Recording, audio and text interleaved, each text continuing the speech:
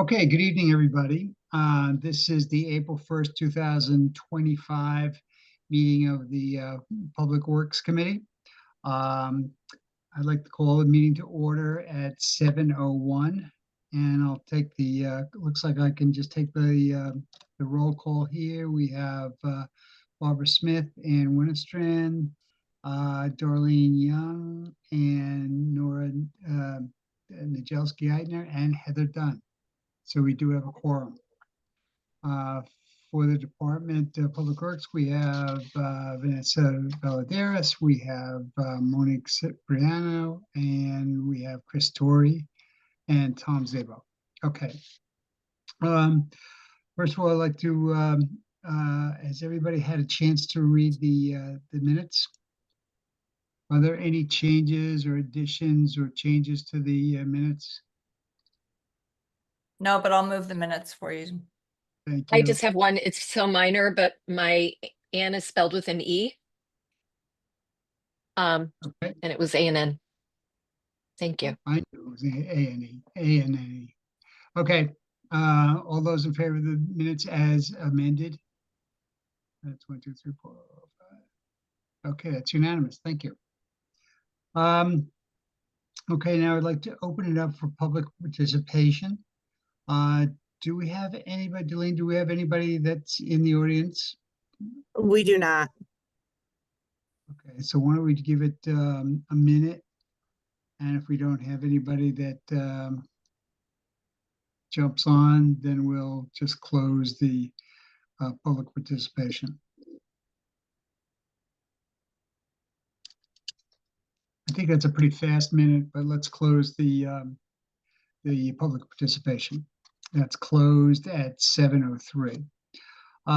New business, number one. I'm going to read these 1 and 2 together. So authorize the mayor, Harry W. Rilling, to execute an agreement between the City of Norwalk and Grasso Companies, LLC, for project RD 2025-1, roadway paving and sidewalks for Flax Hill Road from Arbor Drive to Highland Avenue for a sum not to exceed $1,801,903.30. Accounts so noted. And number 2, authorize the Chief of Operations and Public Works to execute orders on the contract with Grasso Companies, LLC, for project RD 2025-1, roadway paving and sidewalks for Flax Hill Road from Arbor Drive to Highland Avenue for a sum not to exceed $180,190.33. Accounts so noted. Do I have a motion? Ms. Young, thank you. This kicks off the beginning of an exciting new season of paving. And looks like a pretty big item that we're going to start off with. Mr. Meehan, do you want to talk about this project? Yes, thank you, Mr. Ferrer. Yes, so we have recently put out a bid for design work to do construction on Flax Hill Road between Highland and Arbor. Some of it involves a realignment of the roadway in order to make sidewalks more accessible and a bike path as well. It's a ambitious project, and we received 3 bids for this project, and we have reviewed them. And we are recommending to Grasso Companies. They have done work for us in the past, and we have had discussions with them about our schedule, and we are confident that this is the best way to handle this now, is to implement to Grasso Companies. Do we have any comments, any questions?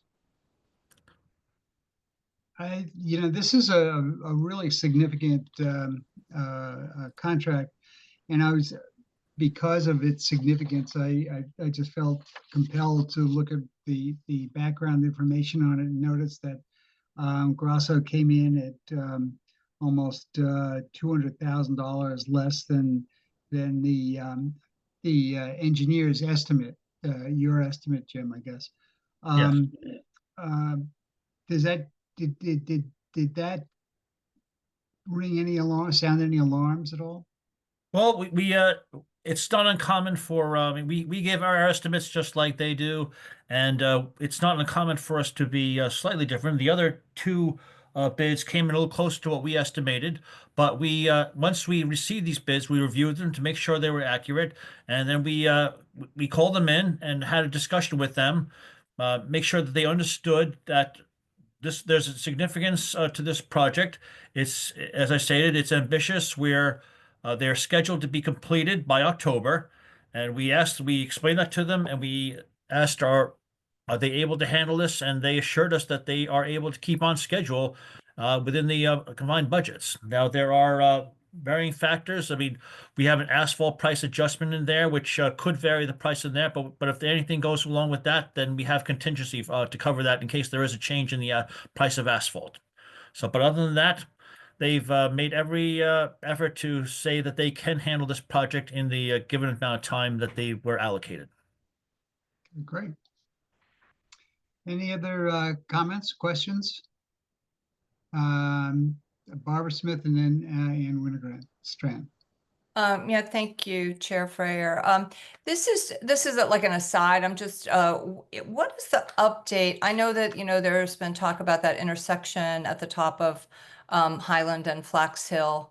And you may not have an update on that. I think, if I'm not mistaken, that's a TMP project, but is that, when is that scheduled to happen? Is it happening? Is it still in planning? Highland and Flax Hill, you said? Yeah, Well, yeah. I'm not sure about any particular changes, but TNP was involved with the Mhm. review of this project. We walked it with them, and they are aware of what we're doing. They made their own comments about what they would like to see out of this project that we are trying to Yeah, implement. yeah. Yeah.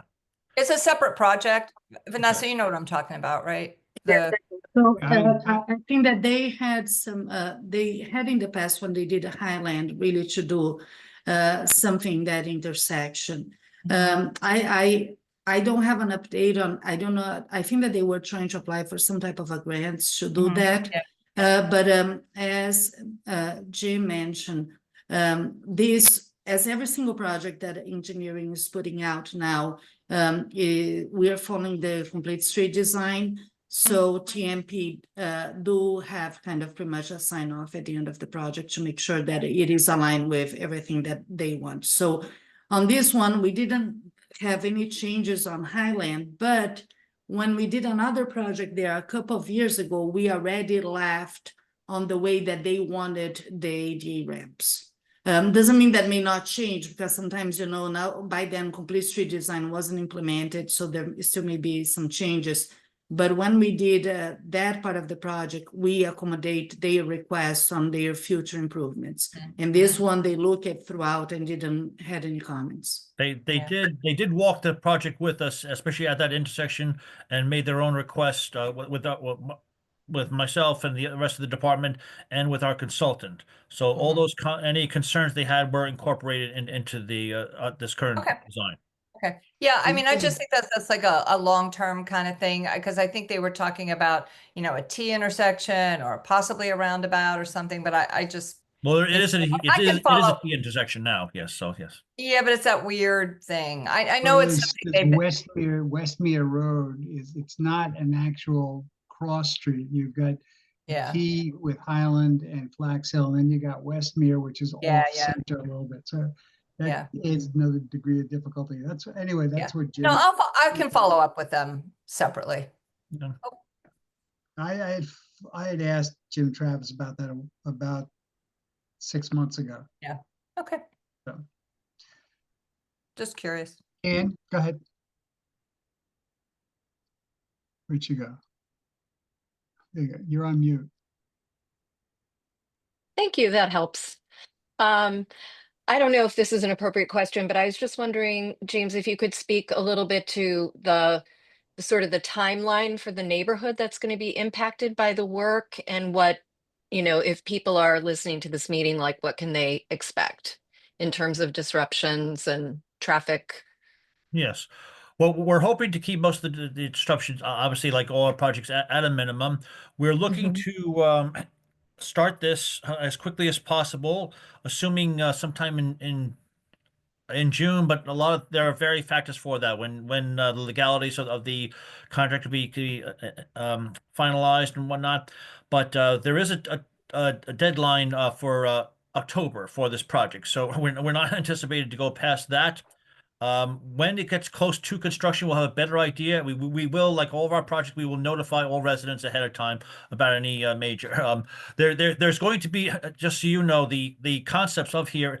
There will be there's currently going to be drainage work done on this area by another company, but on all-call drainage contract in preparation for this upcoming project. Once this project starts, they're going to start with putting in concrete curbs and sidewalks. And then they will, once all that is in, they will follow up with paving at the end and appropriate striping. Okay, thank you. Okay, are there any more questions? No questions, no comments? I'll call the question. All those in favor?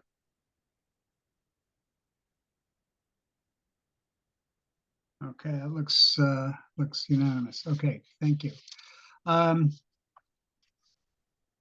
D, authorize the purchasing agent to increase the purchase order for the First Amendment to the April 9th, 2024 agreement between the City of Norwalk and Burns Construction Company for project TM 2024-2, which is permanent roadway repairs and surface restoration by an amount not to exceed $400,000.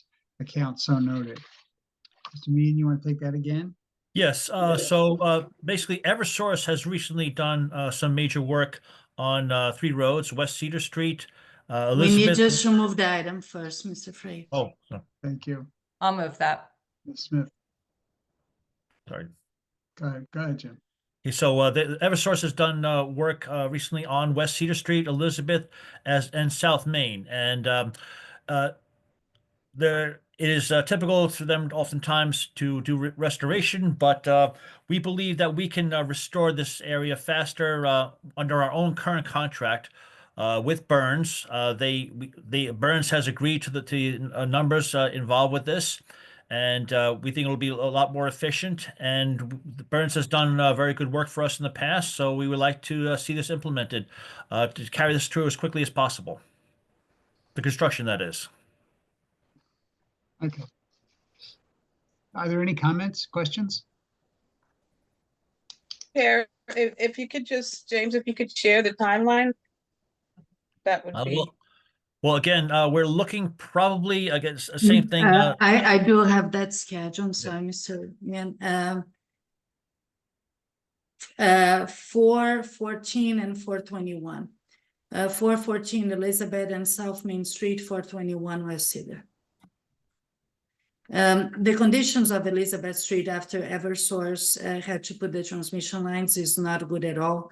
And then instead of, we are, as you guys know, we are planning to do underground project there. But we moved that item for the whole underground on our capital project. So we thought that would be much better to at least mill and pave the road. It is really like, as expected, it has to be. We were doing something. We really want to do the streetscape and the underground right after they are done, but we're not going to happen at least for another year, 2 years, I would say. So we're going to just kind of use the restoration fee and make that better to everyone in South Norwalk. The same for West Cedar, but West Cedar was Eversource Gas that did the work, and now South Main and Elizabeth was Eversource Electric. Thank you. Any other questions, comments? Okay, I'll call for a vote. All those in favor? 1, 2. That's unanimous. Okay, thank you. Made mistakes, we all. Chair, would it be possible to recess before the reports to allow people to watch Cory Booker pass the record for longest filibuster? Yeah. Do I have a motion along those lines? I'm making a motion for a A second. 5-minute recess to allow us to watch. I think we can do it. We'll take a vote on that. All those in favor of taking a 5-minute recess? Good Democrats. That's 1, 2, 3. Okay, that's unanimous. Okay. So then can we go back on? Okay. Okay. We're back from recess and do we still, I don't think we need to take another roll call, do we? No, everybody's still here. Okay. Next on the agenda, we have Chris Torrey. You want to give us an update on the tree work? Looks like it was a pretty busy month.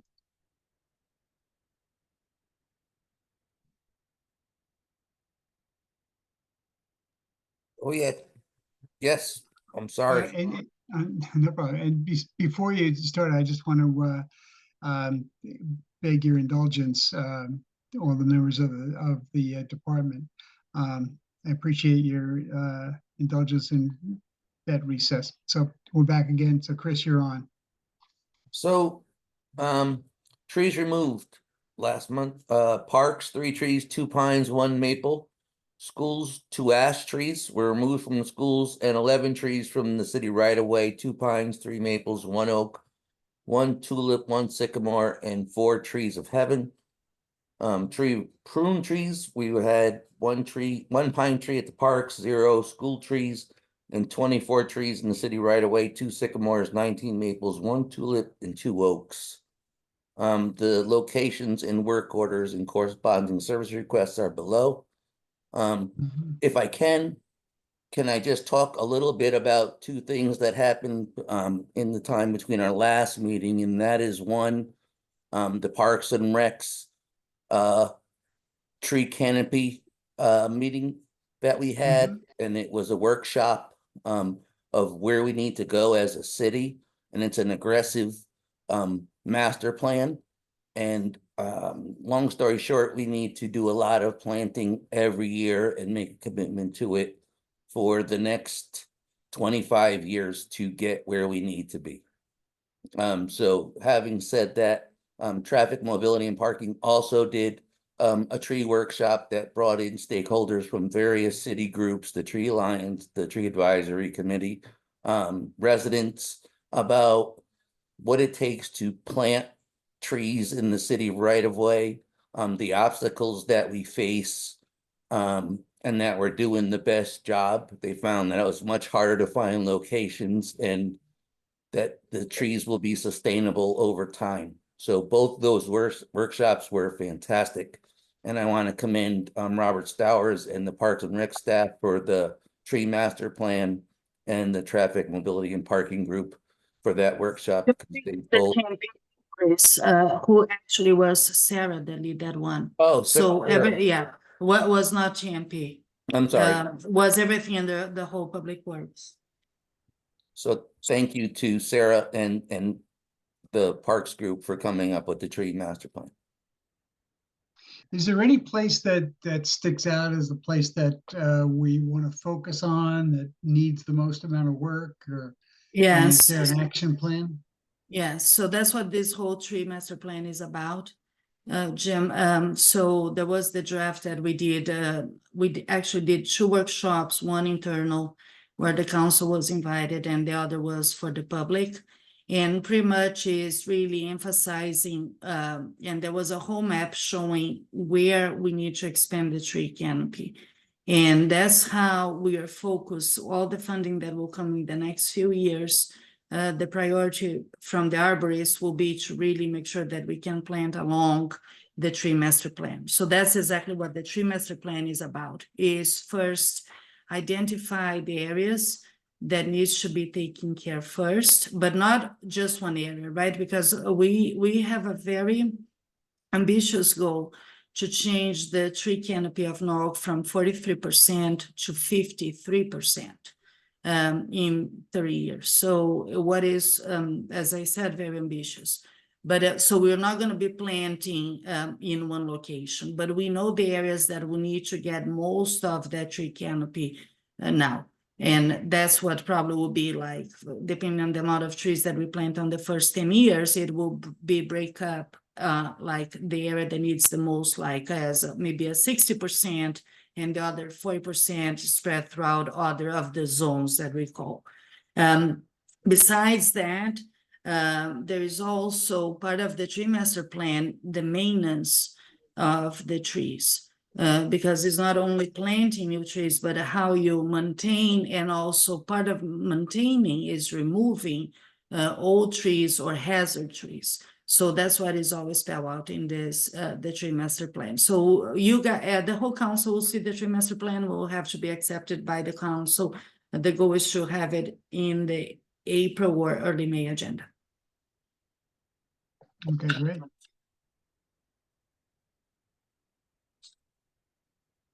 I just any want to comment?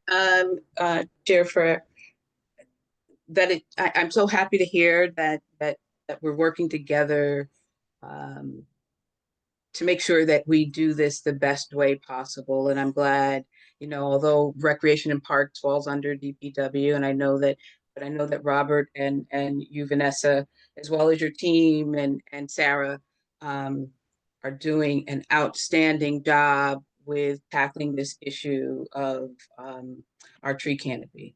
But I will say this, my only concern and just thought is always, I think planning and zoning also needs to be a part of that conversation as well, because it doesn't make sense to have development and tear down trees, but not have any requirements for the developer, not us as the city, but for the developer to possibly help out with that.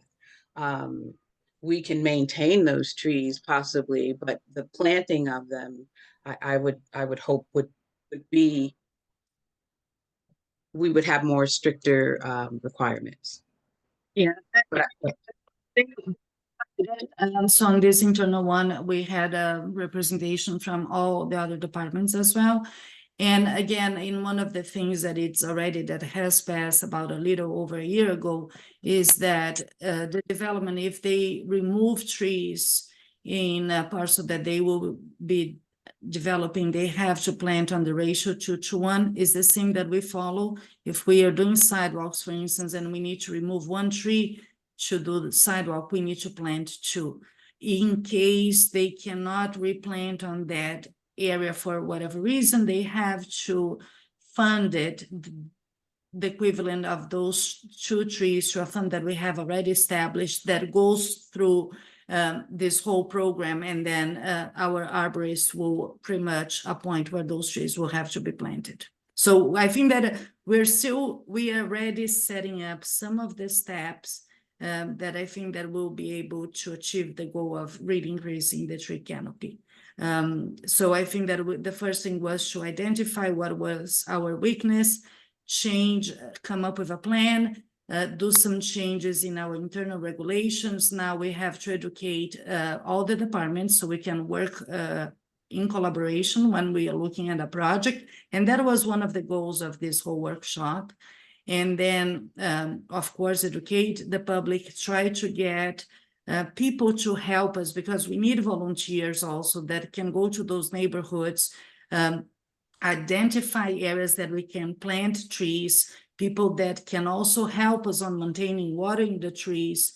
And of course, the latest will be that we continue to be able to acquire all the funding necessary for that. And I'm glad, oh, Chair, can I Yes, comment? go ahead, Joe. Yes, you may. And I appreciate that, and I'm glad to hear that. But when you drive down, there's still these developments that don't have enough. They've taken away open space and trees, and now you have 8-story buildings with nothing around it but concrete. So we're creating those heat islands when we're not doing that. And I think for some of these, developments that are already up, not green enough. And I think when we're talking about from South Norwalk to West to Wall Street, I think we can green it up a bit and be a little creative too. That's all. That's all. But I think we're on the right track. We're definitely on the right track.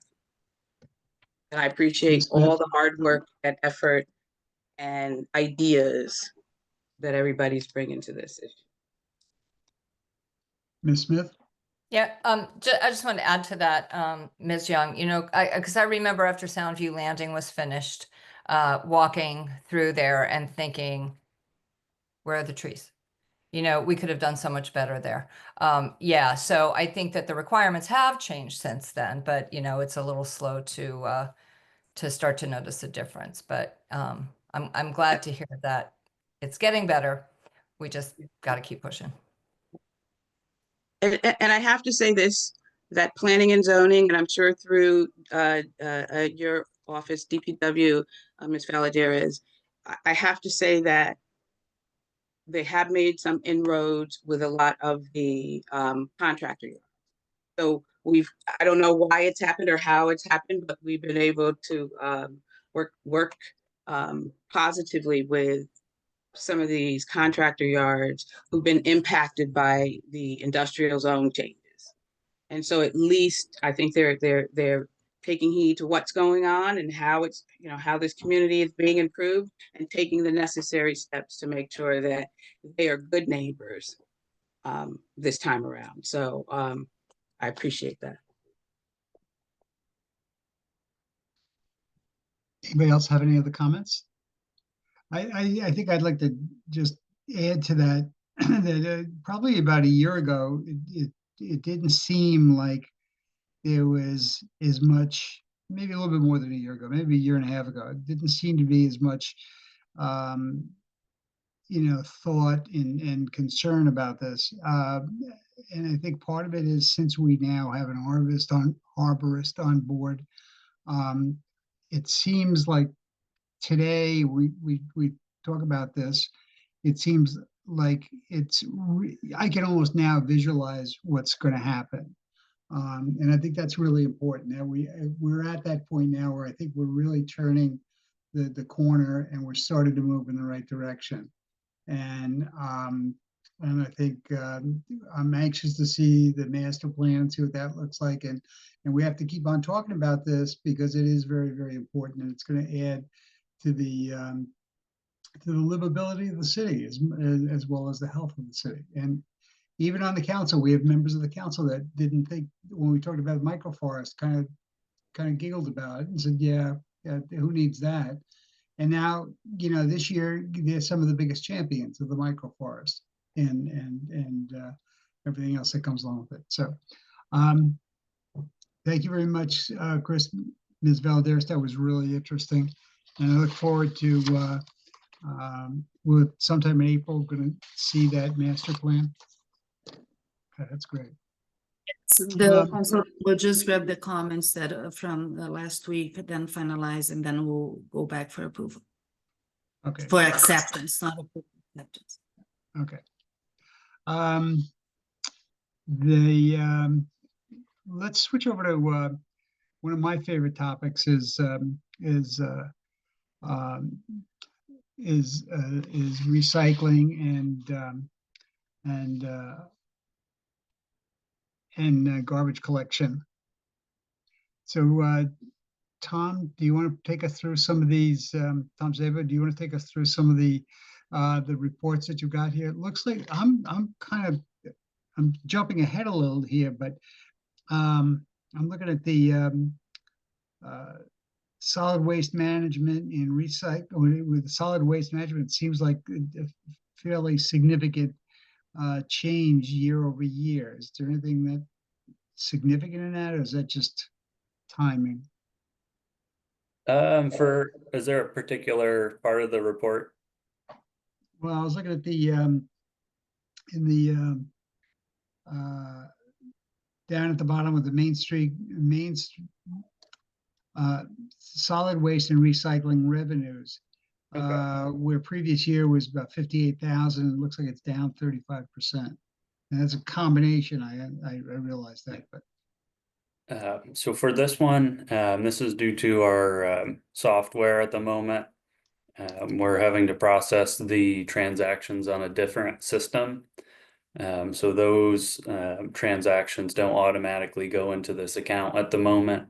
We have to kind of manually submit a transmittal for those. And I did run the report on it, and it looks like we took in about $28,000 at the transfer station. So some of those could have been from previous months' invoice payments, but for the most part, it looks like we're about the same. And we're gonna have a new collection system, a data collection system at the transfer station. Yep. Yeah, we're in the process of working on that. When is that gonna be online? Should be- $1,000,000 question. Yeah, we're making a little bit of progress now after a very lengthy kind of stall in the project. But I anticipate around maybe before July, we should have a fully up and running system. Not the original system that goes back to the incinerator plant? Something wrong with that system? No, I'm Yep. joking. Okay. And then for, I guess the other items, our recycling is down a little bit. And it seems like that's sort of been the case maybe for a couple of months over the past year. One thing we have started to focus on more is tagging carts that have contamination in them. So now that we've kind of had Wind Waste keep an eye out for that a little better, we're starting to see more cart tags being placed. And when we see either, you know, garbage or bagged recycling or construction material in the recycling, we don't collect it. And we require those residents to either remove the garbage and then we'll collect it the next week, or they have to bring it to the transfer station. So that could be a portion of it, whereas the lower number is necessarily not bad because we're getting better recycling where more of that may have gone in the trash after it goes to the recycling facility. Mhm. But we'll continue to monitor that and keep an eye on it. As part of What's the, the significance? I mean, I mean, that seems like, it seems like if that's a one-off, almost every, a one-off, I drive down the block and I see one guy's got some trash in there and so we're not gonna pick his up. Is that what the truck driver does? The truck driver makes that decision? And then Yeah. how often does that happen? I mean, because to move these numbers, I would think that that would be a fairly significant problem. yeah, it's something that sort of had expanded for a little while when we really kind of like decided to make that a focus. And now as we're, you know, putting that cart tag on it, and then I'll get a phone call. You know, someone says, "Oh, I didn't know I couldn't put 2x4s in the recycling," or something like that, you know, for instance. Usually we correct that.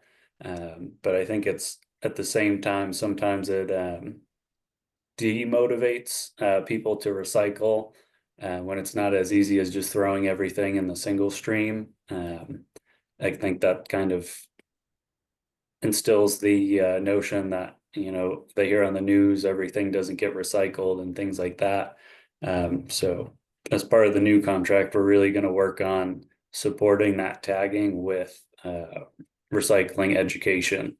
So if we tell someone they're doing something wrong, we can kind of fully educate them on these are the steps you need to take to correct it, and also the additional recyclable items. Mhm. So we got Earth Day is coming up. Do we have any major new programs that you plan to introduce or? So Tom has a list of news to give to you guys. You're going ahead, and then you're gonna break the suspense of all the good news that he's about to deliver to this committee. I can't yeah, wait. so I will get to Earth Day in a second here. Just one other quick thing for recycling. I know there's like a lot of seasonal aspects and you know, certain scenarios that may reduce our monthly tonnages. And as part of the new contract, Wind Waste is developing a lot of educational flyers and mailers. So as we get closer to June, they're going to send out an envelope with all the program information regarding recycling and garbage and set out in collection requirements and things like that.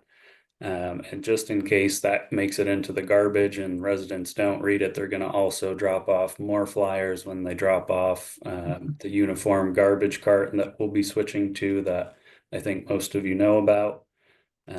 So come July 1st, all eligible residents will have one 65-gallon garbage cart and one 65-gallon recycling cart. And this is a pretty standard way that I think we can increase recycling. Some folks who might have maybe 3 30-gallon trash cans, we'll have to educate them and make sure that they start recycling to make sure that this system works. Another thing that I think we may underestimate that has an impact is the can and bottle recycling. This past month, we had the Tracy Magnet School reach out as they're starting a can and bottle collection to kind of generate revenue for additional programs. And there they asked us to come out and do a presentation to help kick off that program.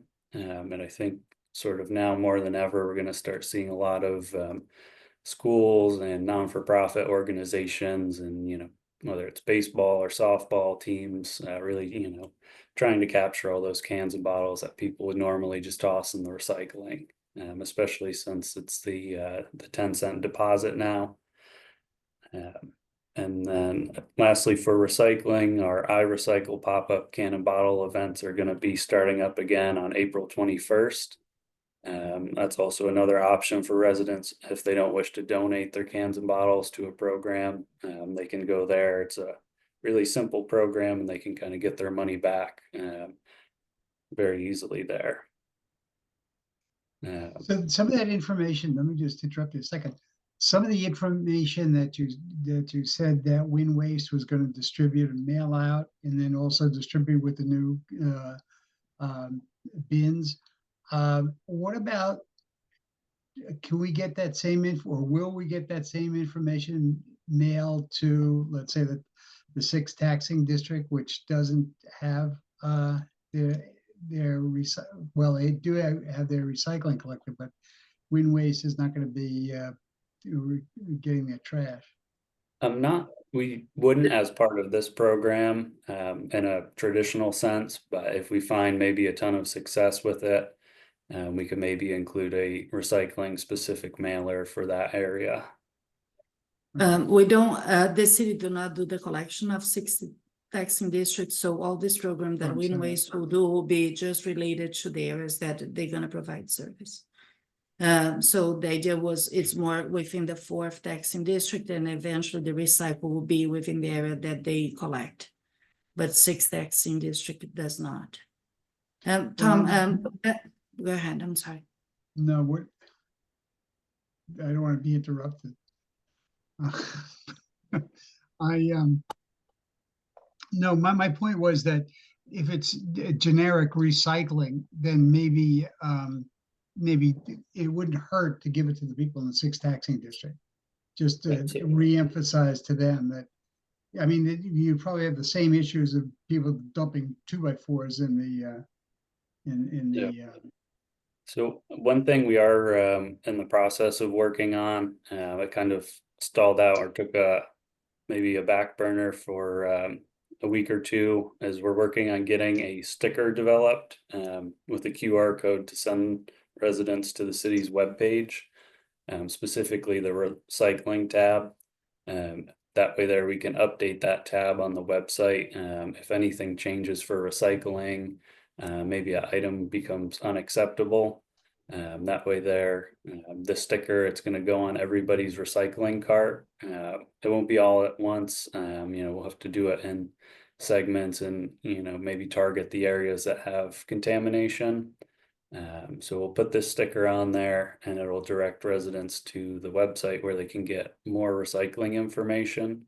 And this strategy will be sort of more cost effective than maybe a mailer that we would have to send out to everyone, as opposed to maybe targeting those certain areas or certain streets. Good. Anybody have any questions for Tom on this? I think it sounds pretty exciting. We have, do you want to mention that our iRecycle will change location?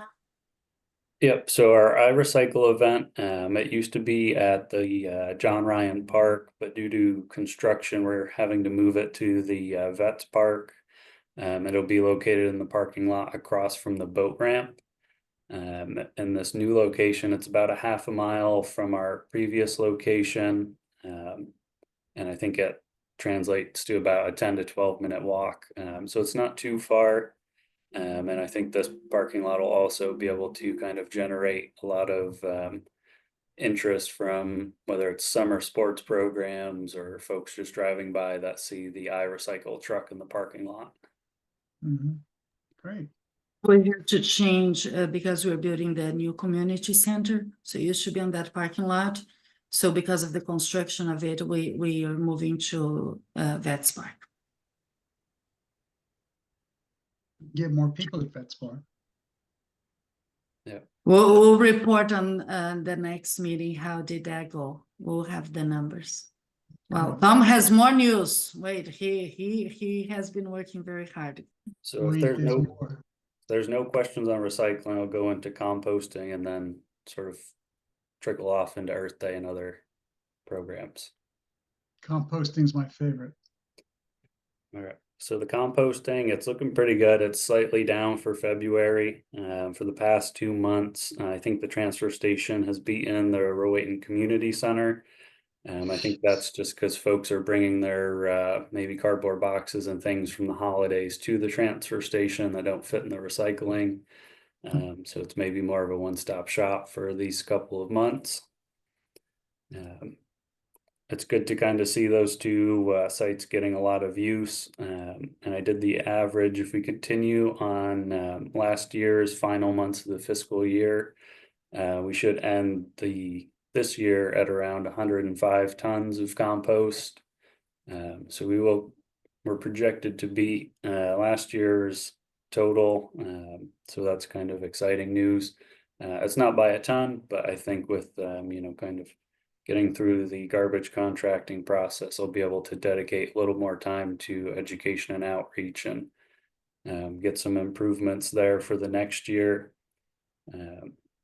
Sort of on a counter note to increasing our food scraps recycling, Food Waste Prevention Week is coming up. It's a nationally recognized week. It's more focused on the idea of maybe like meal prepping and food storage. That way there we're throwing out less food that we didn't eat. This is sort of the top tier focus for the sort of the waste pyramid where we focus on prevention of waste. Although I don't think it will significantly impact our numbers at the moment. We will be posting on social media about it to kind of highlight it. As it is, like I said, one of the better waste practices. I was at the Cranberry Elementary School. We were engaging them to have one of the art classes paint a background on a pledge to recycle right. It was sort of like a board that I'll have at Earth Day for the community to sign as I'm kind of talking with folks and educating them. And while I was there, the principal had mentioned they have a pretty successful composting program going in their cafeteria. And I'm not sure if all the parents and residents around there are aware that there is a food scraps drop off at Cranberry Park. So I'm going to work on kind of making that information available, whether it's something they can add to their weekly newsletter or a social media post that they could share. And I think since the kids are already doing a great job with it, it's something that they can kind of take home and kind of continue to do that. So it'll really kind of make that a sustainable long-term practice for that. So then on to Earth Day. Well, let me just say again, it may sound like I'm just kidding around, but I really am impressed with the amount of traction that you've gotten on the composting. When we started talking about this a year and a half ago, 2 years ago, talking about pounds, and now we're talking about tons. And I keep saying that over and over again, but it still astounds me that, we can accumulate that much compost. And And I think it's really encouraging to hear, reports from Cranberry, and, I could just see competitions between the two schools, and maybe we get the other schools to get on. We've been talking to the Board of Ed about this over and over and over again, and it serves a lot of purposes. It cuts down on the amount of waste that they have to pay to get removed, and there's all sorts of benefits to it. So, good work. Yeah, and I there- wanna, Chair, I'm sorry, go ahead, Uh, Ms. Felder. I want to remind everybody that the food scrap is still a pilot program. So we included in this coming fiscal year budget to be part of our operating budget. So everything going well, now it will really be an official part of, we will have an operating budget line for the food scrap. As of now, we have been doing all that just as a pilot program. Sorry, Barbara, do you have something to say? Okay, I'm sorry. It was Go ahead, me. John. I had, Oh, okay. I just Right. wanted to say thank you to Mr. Zabel. And I was just particularly moved by your last statement about the young people, and this really being their way of starting the next generation of young people growing up into adults that do this. And so thank you for that. And just the idea that Mr. Freyer mentioned about expanding it in other schools, it can only go up. So that's great. And thank you for your work. Ms. Smith? Yeah, just to add Ms. to that, I think, we all know it's the kids who, make things happen. They're the ones who go home and say, to their parents or guardians, it's like, you have to recycle, you have to recycle. Don't waste food, don't throw food in the garbage. As they learn that at home, they tell the parents what to do. It's good, all good. And one thing I know, there's some state legislation regarding composting, both in schools and like larger restaurants and grocery stores. So I know all of that is going to kind of further build infrastructure throughout the state. So it'll likely become a little more affordable as the years go on. So that'll be sort of another easier financial aspect to help kind of promote that, offsetting our garbage tonnage. Correct. So for Earth Day this year, I worked with Wind Waste to kind of build up a couple of flyers and maybe a different aspect of recycling that I think a lot of people lose faith in when they hear that recycling doesn't always get recycled. I was able to go to the Taylor Reed facility in Stamford that Wind Waste owns and operates. And we kind of went through the whole system. They gave me a tour of it all. And we are working on like an educational flyer to show all the post-collection aspects of recycling and provide some insight on that. One of the big parts of, I think, Earth Day for us this year on the side of like recycling, we're gonna get a bale of number 2 plastic and bring it to Earth Day with us. So we can kind of have that on display. I think that really shows the collective effort of the entire community. Just a couple of laundry jugs and things like that, and the recycling adds up to a 1,000-pound bale that it becomes a marketable commodity. So I think that's a great way we can kind of engage people who aren't maybe motivated by environmental impacts, and we can kind of capture those folks who are maybe more focused on how does recycling save the city money. So I'm kind of excited to see how that works out, and I think we'll get some success with that. And then our yard waste site is going to be opening for this first Saturday coming up this weekend, and it'll be open every Saturday for the rest of the summer. With the warm weather, we've had folks calling up and asking, so that'll be good that that's open. Additionally, the yard waste collection starts next week. So we'll also be posting on social media about those two items to make sure residents have all their spring yard waste set out at the curb for collection. And then to kind of piggyback on that, the disposal passes for both of the city's waste facilities are available now for residents. Residents use those to access with just, you know, their cars. If residents have a pickup truck or cargo van, or they like to use a trailer, they have to get an additional pass. And I've gotten some feedback on that sort of arrangement in that process. I've been working on updating some flyers with some more information that we can give to residents when they come to City Hall to get their disposal passes. So it kind of streamlines their process, so they don't have to jump through extra hoops to kind of get their access to the yard waste site, and they're 1 ton free. And then sort of related to our new garbage contract, we've also been updating the solid waste ordinance. We're kind of changing that to be more in line with the uniform garbage carts for the most part. Besides that, there isn't really any significant changes.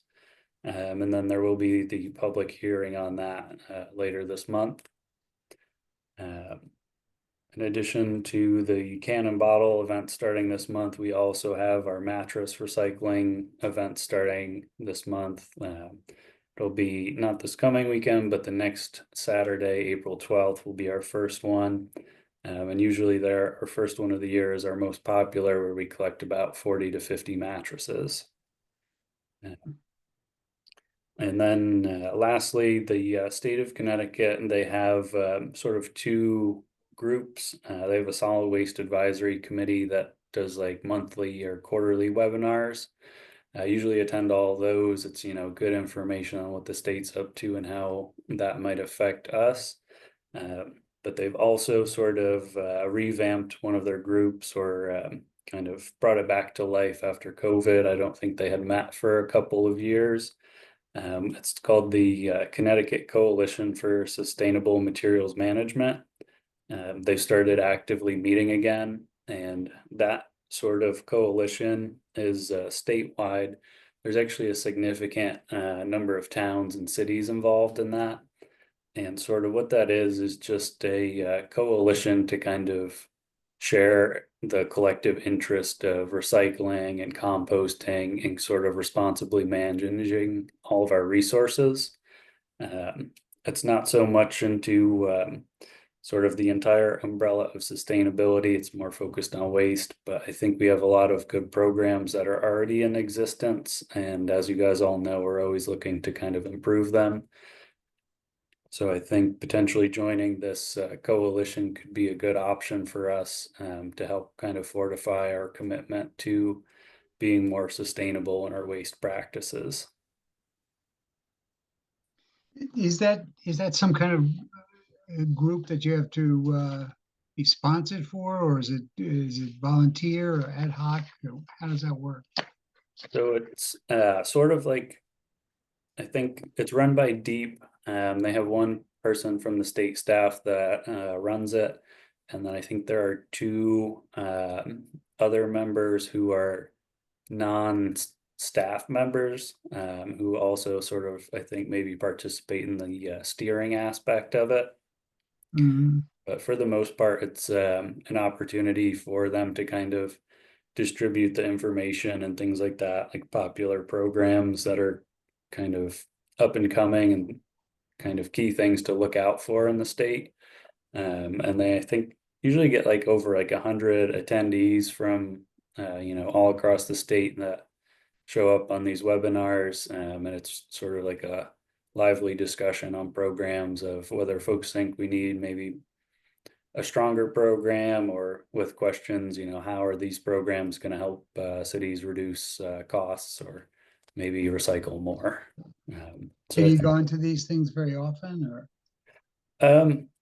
I do usually. It's a webinar, not always incredibly beneficial to everything we do, but Yeah. usually there's at least one thing. I know they're working on a EPR bill for tire recycling, and I think that is a big program that could save the city a good amount of money. So that's definitely one I've been keeping my eye on.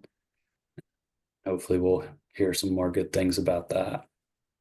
So you keep an eye on that group, and if there's something useful in there, you jump on it Yep. and take a look at it. Okay, great. That's good. Well, it's certainly, I gotta hand it to you, Tom. You're like a machine that just keeps on chugging along, and you get some great stuff out of it. We squeeze every penny we can get out of you, I think. Yep. So I got Ms. Winterstrand first, and then Ms. Smith.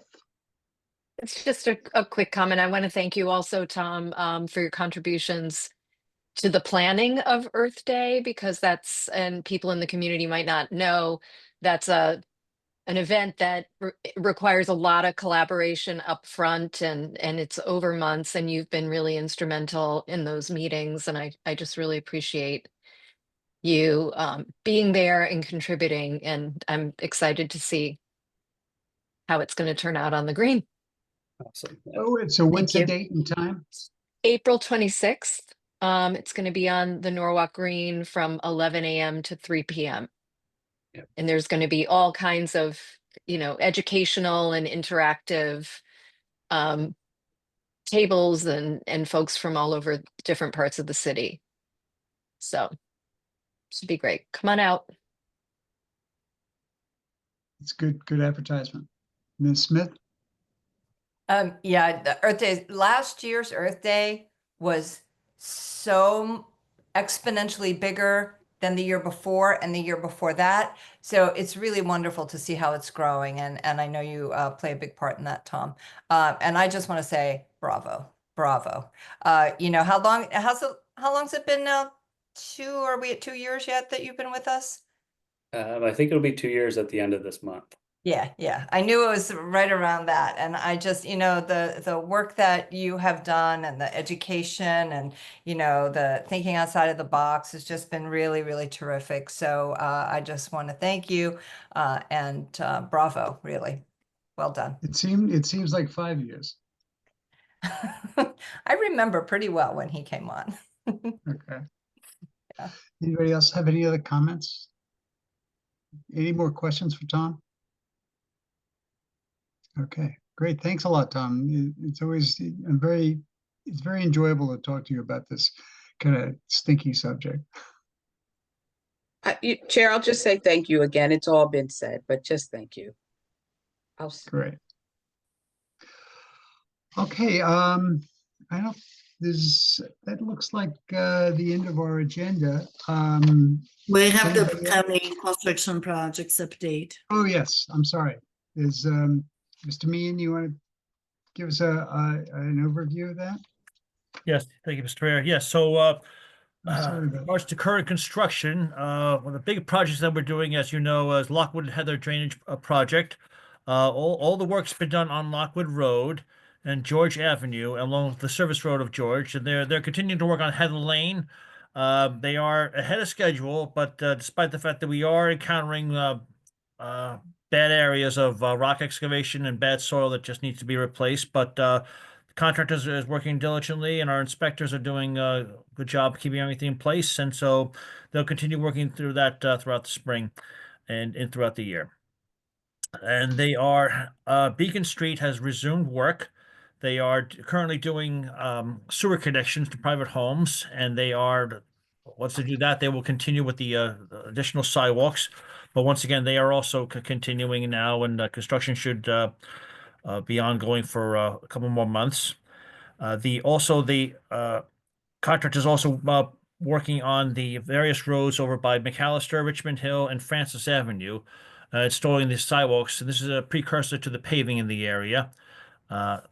That's also ongoing right now. And one of the biggest thing in preparation right now is going to be the preparatory work on Grumman Avenue. So they are work has resumed. They posted for trees to be removed.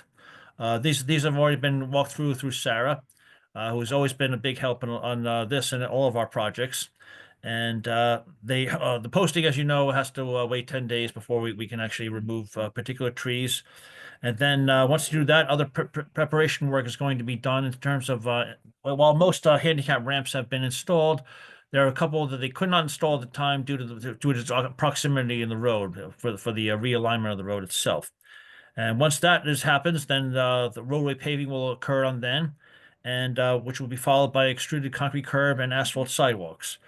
They also, well, not our project, the state project is the West Cedar Street replacement over the 5 Mile River.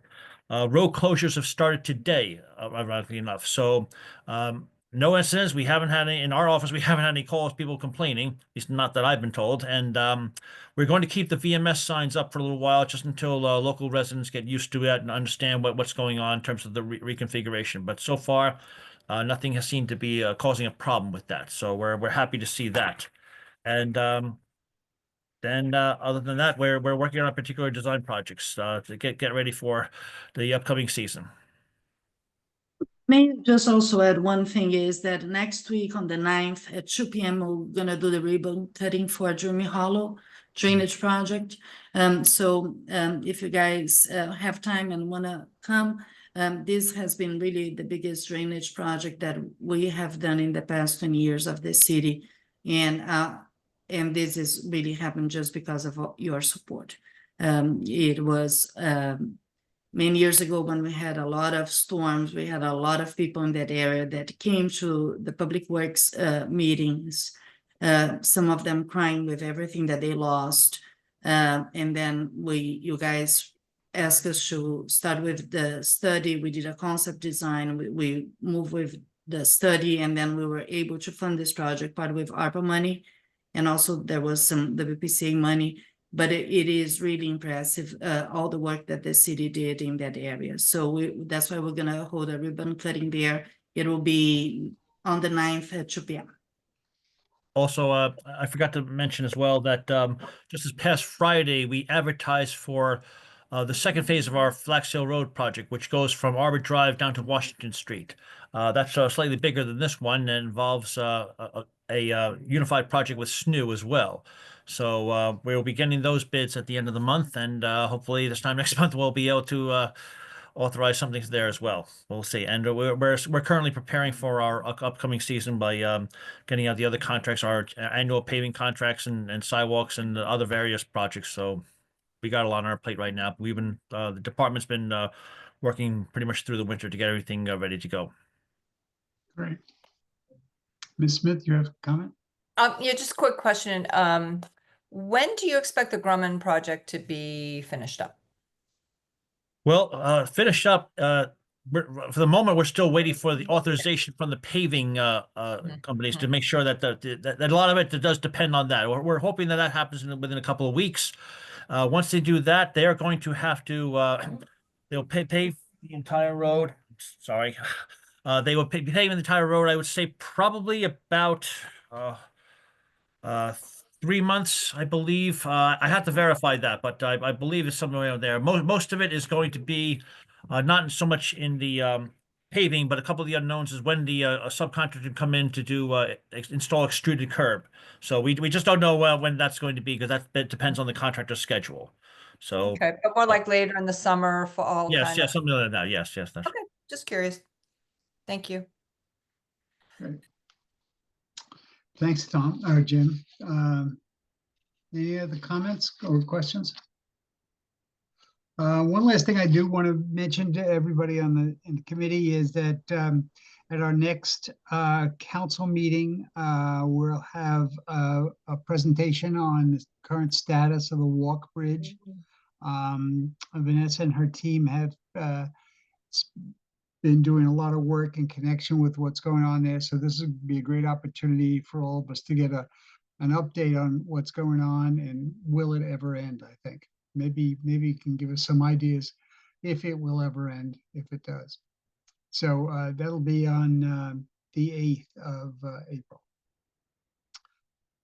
I'm sorry, Darlene, I didn't see your hand up.